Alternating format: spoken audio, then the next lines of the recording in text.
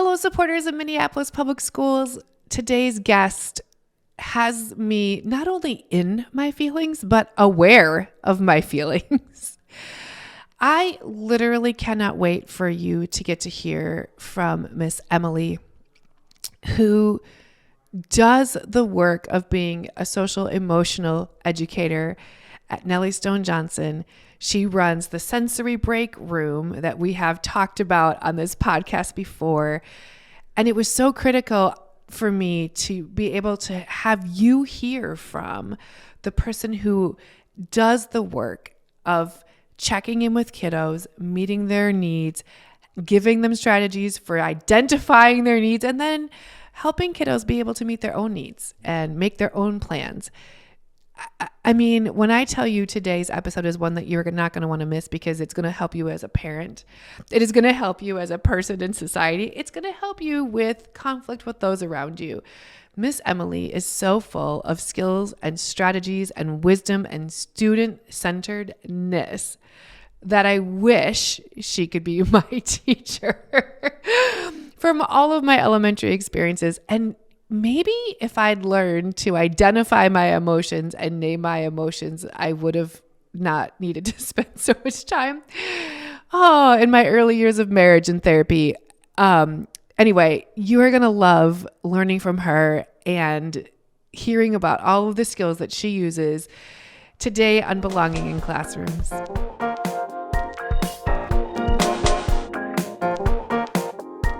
Well, Miss Emily, welcome to Belonging in Classrooms. I'm so glad you're here today.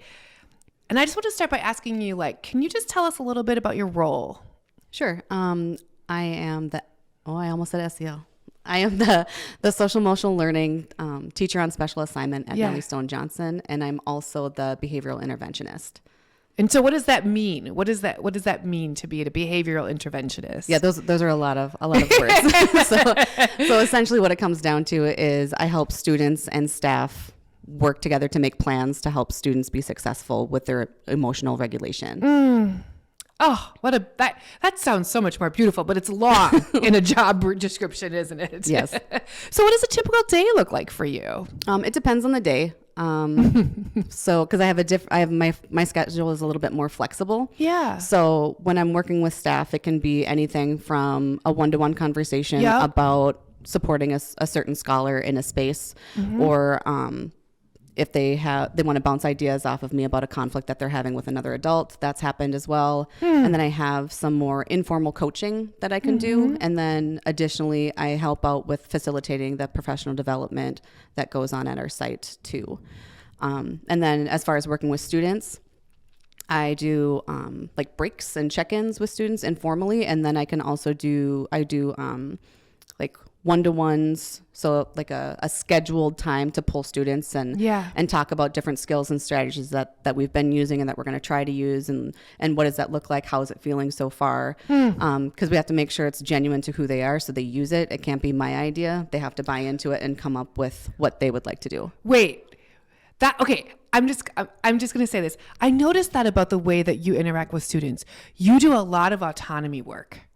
A lot of it. So you let them decide what they're going to use in that space? Yeah, they have.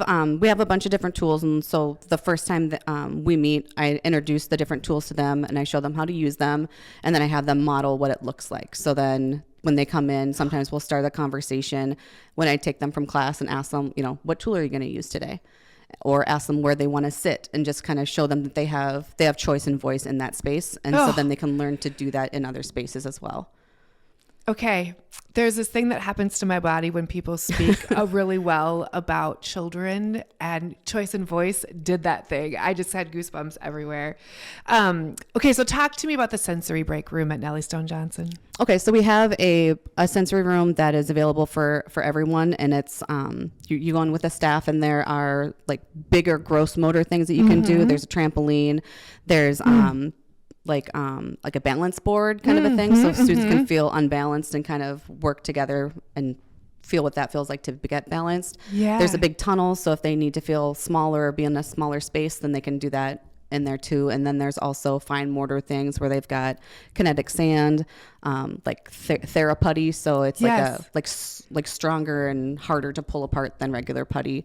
And they get choices in what they're going to do there. There's a ball that they can throw around because it makes different sounds if you hit it on a different wall, like if it has windows or not. So like there's a lot of sensory things for like auditory pieces as well. And then in addition to that, we have my classroom, which is across the hall. And it's the breathe, balance, believe room. I love that room. I love that room. It is a very inviting space. I really like it. It's got lots of windows, and then we can also close the blinds too. So if it's feeling too bright and students want to have like more of a darker space to be in, and then it's got twinkle lights and all these different things that make it pretty, but also make it useful. Yeah. So and in there I have different tools that students can choose to use, and that's also where I do my I run my classroom from there for it's like a specialist schedule. So it's like instead of going to gym or art or music, they come in and we do work on social emotional skills. I have curriculum that I use for anti-racist, anti-bias work. And then there's other tools and stuff that we use within there and different projects that we do together to kind of build whole person. Okay, I'm going to go off script here. Yes. You said you work with adults, but when there's conflict between adults. Yeah. Do you think that that improves the overall culture of your building? Absolutely. How do you? Say more. Yeah, because if you feel heard and validated, and if you just want to bounce an idea off of somebody, and you don't want to be hurtful, and you're just like, I'm struggling with how to say something. How could I do that? So if they want to vent, I'm there to listen, and if they want a partner and solution finding, I can help out with that as well. And that's not necessarily part of my job. That's just part of who I am. So I think that just kind of comes out naturally. Yes, it so does. I think that's the perk of having me around, I guess. You come with your own perks. What an amazing hire you must have been. That's not necessarily in the job description. I love it. Okay, so like, can you share some of the tools or like some of the skills that you hope to equip children? Because what I've observed when I came and watched you is not just that you're like kind of giving them the sensory break, you're also sort of building some skills while they're there. What are you trying to make sure kids know about themselves? Yeah, so I'm basing my work on Castle's competencies, but basically what I'm trying to do is initially get them to identify their emotions. Like, what does this look like? And understanding that emotions are complex and you can feel more than one at a time. Yes. And that's okay. Yes. You know, like you can feel happy and scared at the same time.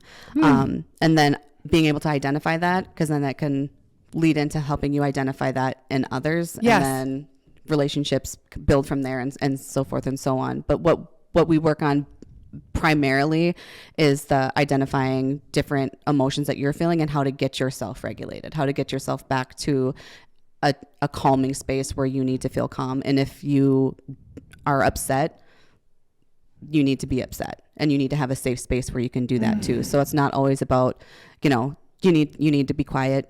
You need to do this, you need to do that. It's you need to feel what you're feeling, but also understand that there's a way that we can do it better. So really not saying don't feel angry, but like, here's some ways to display anger that are okay. Yeah. And really just having a conversation with them too about like, instead of asking like, why did you do that? Or when I go to pick up a student, it's not that, it's what happened. So it's more of like a restorative justice piece of asking just a blanket question of like, from your perspective, what happened? Not why did you do this? Right. Yeah. That's so powerful.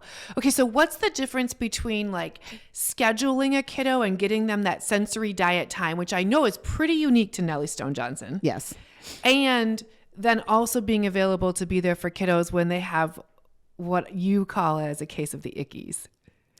I don't think I've ever called it the ickies. Wait, what do you call it? I call it being dysregulated. I thought you said there was a word. I remember a word you said. Oh, I don't know. Okay, I made it up in my head. Okay, no, that's okay.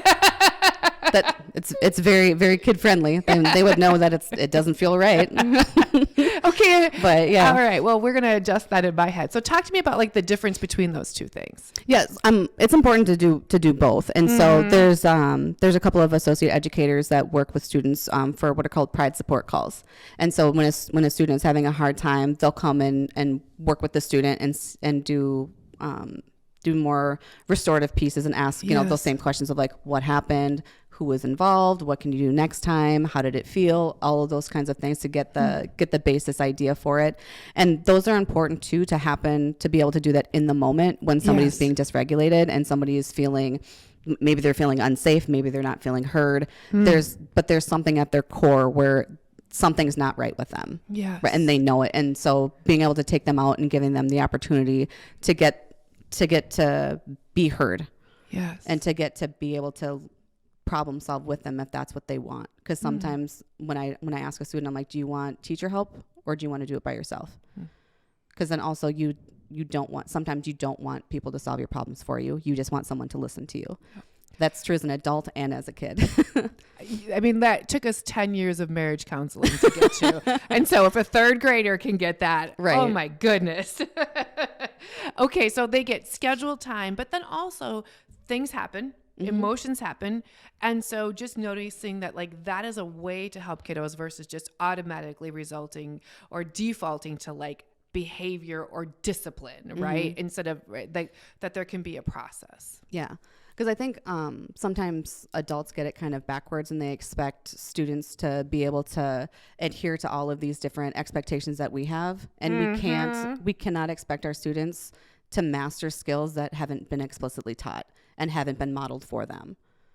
It's great to have high expectations, but you also need to pair it with the modeling and so they can see it firsthand themselves of what it looks like. Okay, that I know I've heard you say before, and that is one of the most brilliant things I think I've heard in education. Because I think high expectations are like, you conform to every standard I've set, then we get to do something fun, or then.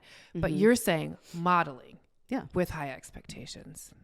Yeah, because you have to reach the learner where they're at too. You can't, just like in academics, you don't teach one way. You have to make it approachable for everybody. Will you please go back in time and be my fourth grade teacher? Okay, what do you wish everyone in this whole world knew about your students? I wish that everybody knew that my students are just like students everywhere.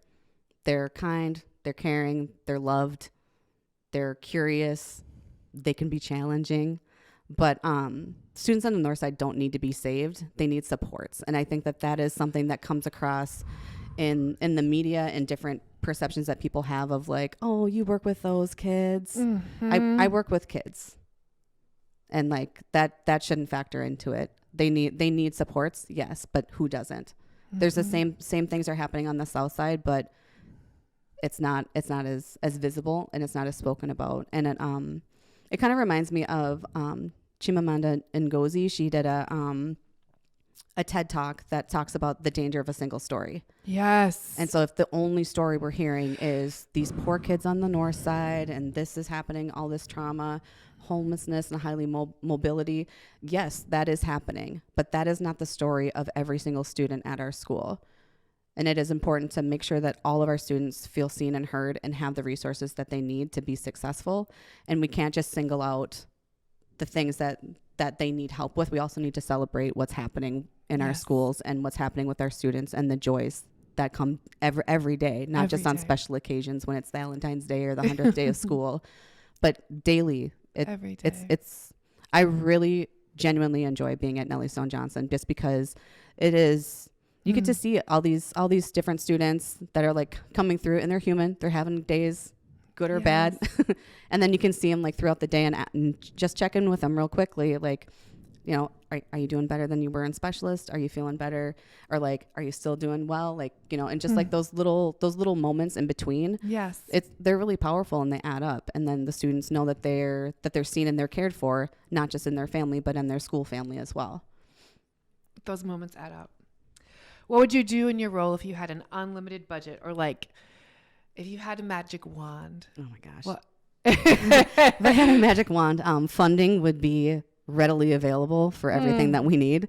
Yeah. And like it would be great to have more positions like this, not just in our school, but like district wide, because this is a need for everyone. It's not a Northside specific need.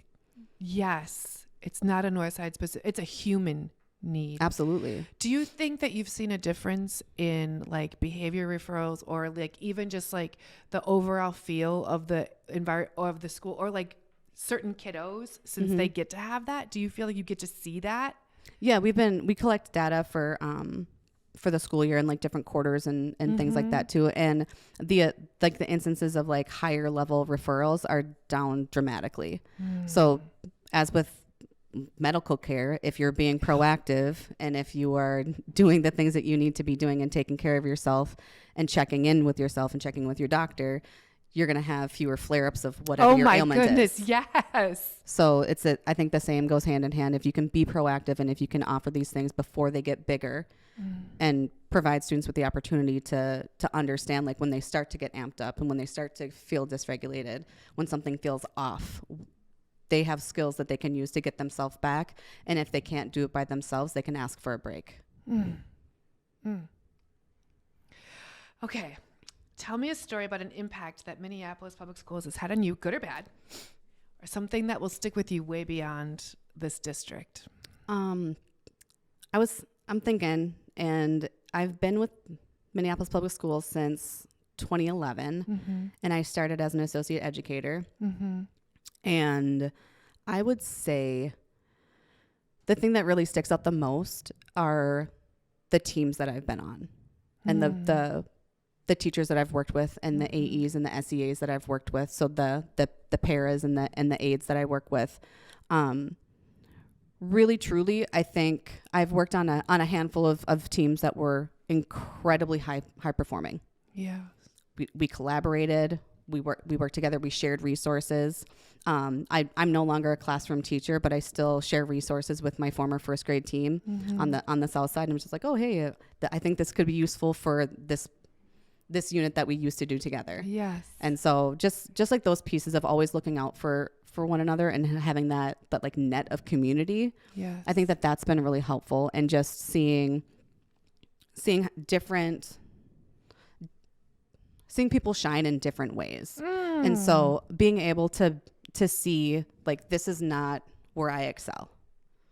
And I'm not going to be fake. I'm not going to pretend that this is something that I do really well, but I can observe. Yes. I can see what works for somebody and make it and twist it to my own to make it genuine for me, and then make it genuine for my students and their experience in our space together. Because if there's anything that a kid will point out is if you're being fake. Like they can spot it from a mile away. So true. Right. They'll call you on it. They will. They can, even if they don't have language, they will. Their behavior will.